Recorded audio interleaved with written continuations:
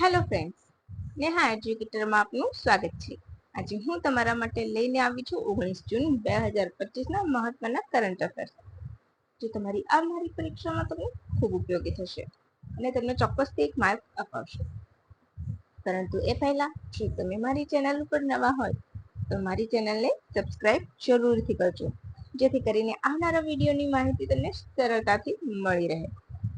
ખરું ને ફ્રેન્ડ્સ? અને હવે હું કાલે મ્યુઝિયમનો પાર્ટ લઈને આવી જઈશ. ગુજરાતના મ્યુઝિયમ તમે ના જોયો હોય પ્રથમ પાર્ટ તો પ્રથમ પાર્ટ જોઈ લેજો, અને હવે ટૂંક સમયમાં બીજો ભાગ પણ આવી જશે. અને હા, આ બધી જ માહિતીની જે મ્યુઝિયમની છે એ ગુજરાત સરકારનું માહિતી ખાતું છે, એની જે એ બુક બહાર પાડે છે એમાંથી જ મેં આપી છે તમને, એટલે તમારો ડેટા પણ પરફેક્ટ હશે. ખરું ને? અને બહુ જ મસ્ત મજાની બુક છે, 250 પાનાની. એને મેં સમરાઈ કરીને 100 પાનામાં બધું જ ઇમ્પોર્ટન્ટ હોય એ પોઈન્ટને જ કવર કર્યા છે, તો જેથી કરીને તમને વાંચવામાં પણ સરળતા રહે.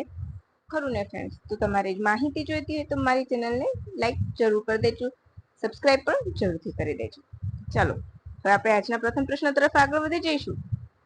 આજનો આપણો પ્રથમ પ્રશ્ન છે, તાજેતરમાં પોર્ટુલાકા ફૂલોની પ્રજાતિ ક્યાં મળી? Option A Himachal Pradesh, option B Meghalaya, option C Aravalli, અહીંયા પહાડી લખવાનું છે, ઓપ્શન ડી ઉત્તરાખંડ. બોલો, ખ્યાલ છે તમને? ચાલો હું તમને હેલ્પ કરું. અહીં આપણો જવાબ આવશે અરવલ્લીની પહાડીઓ. રાઈટ? અરવલ્લીની પહાડીઓ ખાતેથી મળી છે. ક્યાં મળ્યું છે? તો જયપુર ખાતે. તાજેતરમાં જયપુરમાં અરવલ્લી હિલ્સમાંથી પોર્ટુલકા ફૂલની નવી પ્રજાતિ મળી છે.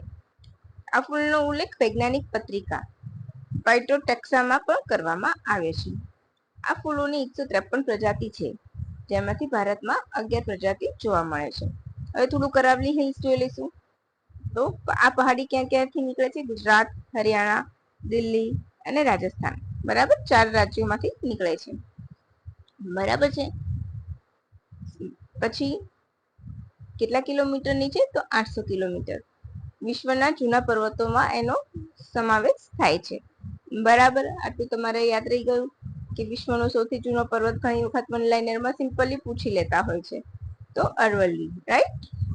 અને એના નામ પરથી આપણા ગુજરાતનો એક જિલ્લો પણ છે. ગુજરાતના જિલ્લા કયા છે? કેટલા છે? 34. છેલ્લે કયો નવો જિલ્લો બન્યો છે? બાવથરાદ. યાદ રાખજો. બરાબર. હાલમાં કયા દેશ દ્વારા એનપીટી માંથી બહાર નીકળવાનું વિચારી રહ્યો છે કે જાહેરાત કરી છે? Option A Iran, option B America, option C Bharat, option D Iran. બોલો.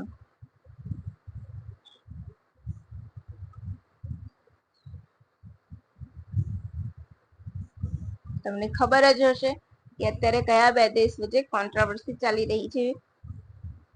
કોના વચ્ચે ધમાસાણ ચાલી રહ્યું છે? એક યુદ્ધ જ કહી શકો છો. રાઈટ? તો આપણો જવાબ અહીંયા શું આવશે? Option D Iran. શું આવશે? Option D Iran. ઈરાન અને ઇઝરાયલ વચ્ચે હાલ જે સંઘર્ષ ચાલી રહ્યો છે, યુદ્ધ ચાલી રહ્યા છે, બરાબર, એની સામે. હવે તમારે એ યાદ રાખવાનું છે કે ઇઝરાયેલે ઓપરેશન રાઇઝિંગ ટાઈગર હેઠળ એની ઉપર ઓપરેશન ઈરાનની ઉપર હુમલા કર્યા હતા. બરાબર. એના કયા પરમાણુ શસ્ત્રો બનાવે છે એ જગ્યા ઉપર. બરાબર. સો એને લઈને ઈરાને પણ સામે હુમલા કર્યા છે. તો તમારે એ પણ યાદ રાખવાનું છે. કયું? બરાબર. એક જ મિનિટ. Operation rising lion. બરાબર.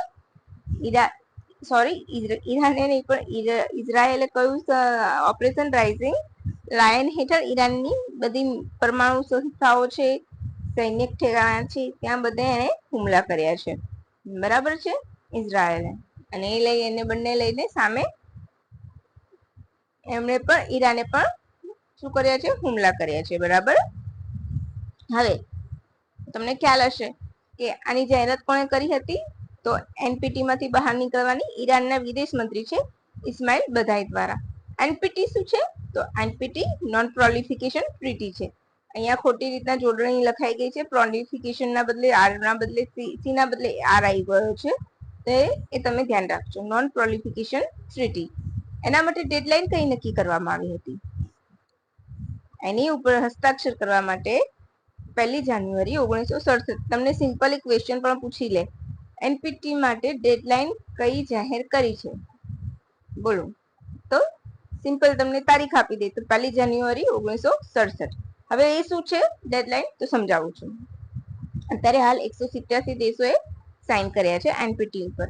તો હવે આમાં શું છે કે આ સંધિમાં 1967 બાદ જેટલા પણ દેશોએ પોતાના ન્યુક્લિયર વેપન્સ બનાવ્યા છે એને નષ્ટ કરી દેવાના એવો આ ટ્રીટીમાં ઉલ્લેખ કરાયો છે અને સાઇન કરાયો છે કે તમે પરમાણુ શસ્ત્રો, પરમાણુ બોમ્બ બનાવી શકશો નહીં, હોય તો તમારે ડિસ્ટ્રોય કરવા પડશે.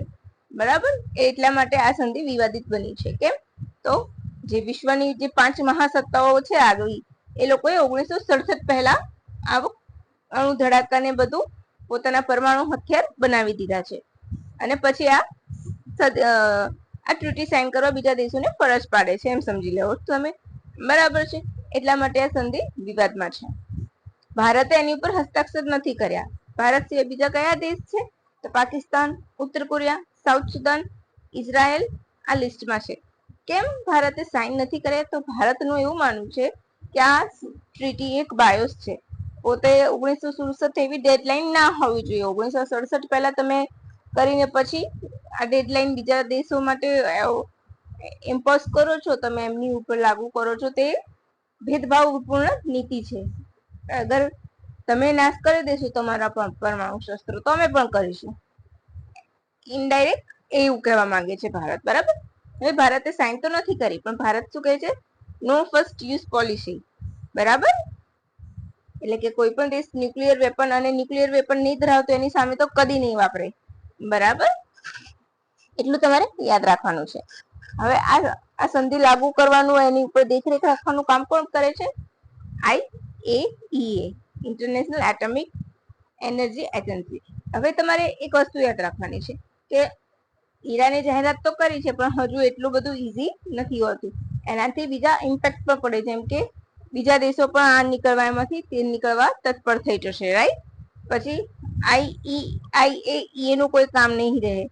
પછી ઘણા બધા પરમાણુ યુદ્ધ બી થઈ શકે. અત્યારે હાલ તો એ સંધિમાં હોય છે એટલે કોઈ દેશ જલ્દી વાપરશે નહીં, એટલે ઘણા બધા એના ખરાબ પાસા પણ થશે. પછી 9 ક્વેશ્ચન, બ્રિક્સ પાર્ટનર કન્ટ્રીમાં જોડાનારો 10મો દેશ કયો બન્યો? બ્રિક્સ કન્ટ્રી નથી કહ્યું મેં, બ્રિક્સ પાર્ટનર કન્ટ્રી કહ્યું છે. Option A Vietnam, option B Nigeria, option C Indonesia, option D એક પણ નહીં. બોલો. તો અહીં શું આવશે આપણો જવાબ? અહીં આપણો જવાબ આવશે ઓપ્શન એ.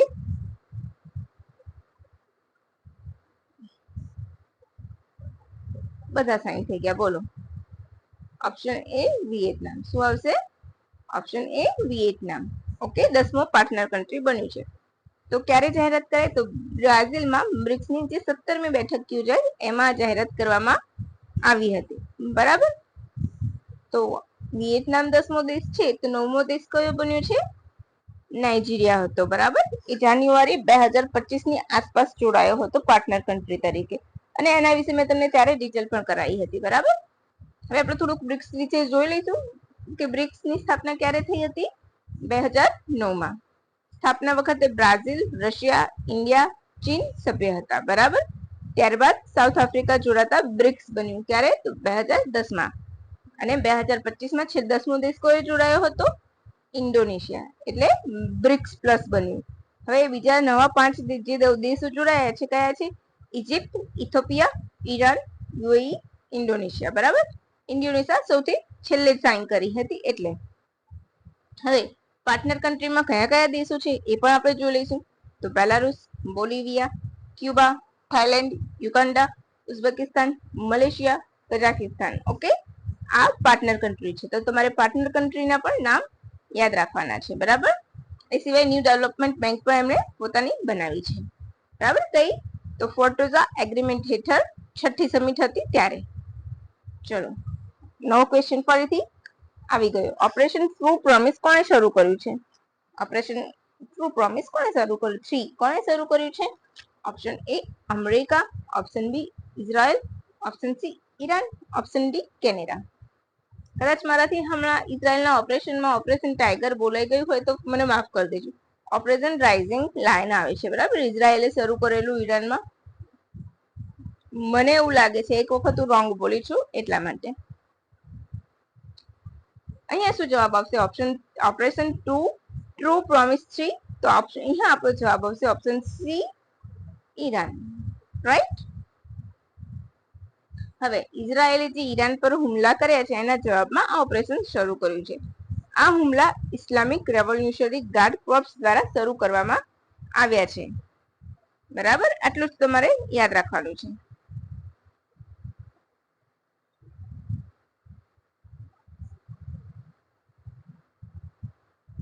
હવે 116 વર્ષના, અરે સોરી, નીચેનું વાક્ય છે.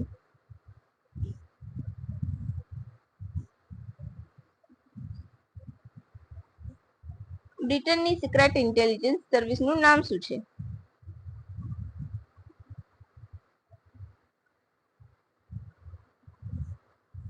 Option A MI6, option B Mossad, option C CIA, option D MSS.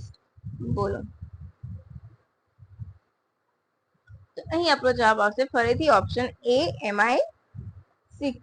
Right. શું આવશે? MI6. અચ્છા, કેમ ચર્ચામાં આવ્યું? તો પ્રથમ વખત મહિલાની નિમણૂક કરવામાં આવી એના હેડ તરીકે. શું નામ છે એમનું? બ્લેઝ મેટ્રેવેલી, બરાબર. એમણે સર રિચર્ડ મૂરનું સ્થાન લીધું છે. મોસાદ કોની છે? તો ઇઝરાયલની. CIA કોની છે? CIA અમેરિકાની. MSS કોની છે? તો ચીનની. એટલું તમારે યાદ રાખવાનું છે, બરાબર. હવે એક મસ્ત મજાનો પ્રશ્ન તમારા માટે. स्वतंत्रता सेनानी बद्रीदत्त पांडे को कुमाऊं किसरी की उपाधि किस आंदोलन के लिए मिली? ऑप्शन ए कुले बेगार आंदोलन, ऑप्शन बी मजदूर क्रांति आंदोलन. હવે તમારે આનો મને જવાબ નીચે કમેન્ટમાં આપવાનો છે, બરાબર છે. કુમાઉં કેસરી આંદોલનની, હું ગુજરાતીમાં રિપીટ કરું છું. સ્વતંત્રતા સેનાની બદ્રીદત્ત પાંડેને કુમાઉં કેસરીની ઉપાધિ કયા આંદોલન દરમિયાન મળી હતી? કુલી બેગાર આંદોલન કે મજદૂર ક્રાંતિ આંદોલન, બરાબર છે. હવે તમે આનો જવાબ મને કમેન્ટ બોક્સમાં કમેન્ટ કરજો. હું તમને કાલે સાચો જવાબ એનો આપીશ, બરાબર. અને હા, આજે એક વસ્તુ નથી મેં એડ કરી અહીંયા. 19 જૂન છે, તો 19 જૂન કયો દિવસ છે? World sickle day, world sickle cell anaemia awareness day, બરાબર. એનિમિયા જ કહેવાય છે શોર્ટમાં એને, બરાબર. 19 જૂન એટલે world sickle cell awareness day. ભારતે સિકલ સેલ નાબૂદ કરવા માટે કયો લક્ષ્યાંક આપ્યો છે? 2047 નું, બરાબર છે. પછી આ વર્ષની થીમ શું છે? તો ટ્રાન્સફોરિંગ કેર એન્ડ સ્ટ્રેન્થનિંગ કોમ્યુનિટી, બરાબર. તો આ બધી જ બાબતો હું તમને PDF માં પણ શેર કરી દઈશ, જેથી કરીને તમારે કોઈ ઇસ્યુ ના આવે, બરાબર. તો ચાલો હવે રજા લઈશું. તમને જો મારો વિડીયો પસંદ આવતા હોય તો એક લાઈક જરૂર કરી દેજો, બરાબર છે ને ફ્રેન્ડ, અને તમારા મિત્રો સાથે શેર પણ કરી લેજો. અને હા, બીજી એક વાત કહેવા માંગીશ ફ્રેન્ડ્સ કે મને ખબર છે કે હમણાંથી મારે વર્કલોડ બહુ રહે છે, એટલે હું નિયમિત વિડીયો તમારો બંધારણનો મ્યુઝિયમનો કરી નથી શકતી. પરંતુ ખરેખર તમે જો ગુજરાતના હિસ્ટ્રીના ટેક્સ્ટ બુક આધારિત પ્રશ્નો જોઈતા હોય ને, તો મેં એક વિડીયો બનાવ્યો છે, એ તમે જરૂરથી જોજો. લગભગ 15 પ્રશ્નો છે અંદર, અને હું 15 ના જ લઈને આવી છે. અત્યારે હાલ 10માની ટેક્સ્ટ બુકમાંથી મેં લીધા છે. પછી 11 અને 12 ગુજરાતનો ઇતિહાસ અંદર કવર થઈ જશે પ્રશ્નોમાં, અને પ્રશ્નોમાં જ તમને ઘણી બધી ડિટેલ પણ મળી જશે. તો પ્લીઝ ફ્રેન્ડ્સ, એક વખત તમે જોજો, અને તમે જોશો ને તમને ખરેખર પસંદ આવશે. એ બહુ જ મસ્ત બનાવ્યું છે. મેં મહેનત કરીને તમારા માટે બનાવ્યું છે કે આવનારી તલાટીની પરીક્ષામાં તમને ઉપયોગી થાય. મને એનાથી કંઈ ફાયદો નથી થવાનો, બરાબર ને. તો પ્લીઝ ફ્રેન્ડ્સ, એક વખત જરૂરથી જોજો. અને ગુજરાતના મ્યુઝિયમનો પણ તમે જરૂરથી જોજો. અને ટૂંક સમયમાં જ ગુજરાતના મ્યુઝિયમનો બીજો પાર્ટ પણ આવી જશે. એ થોડીક વિડીયો કદાચ લાંબો થઈ જાય તો લાંબો કરી લેજો, પરંતુ એના માટે હું તમને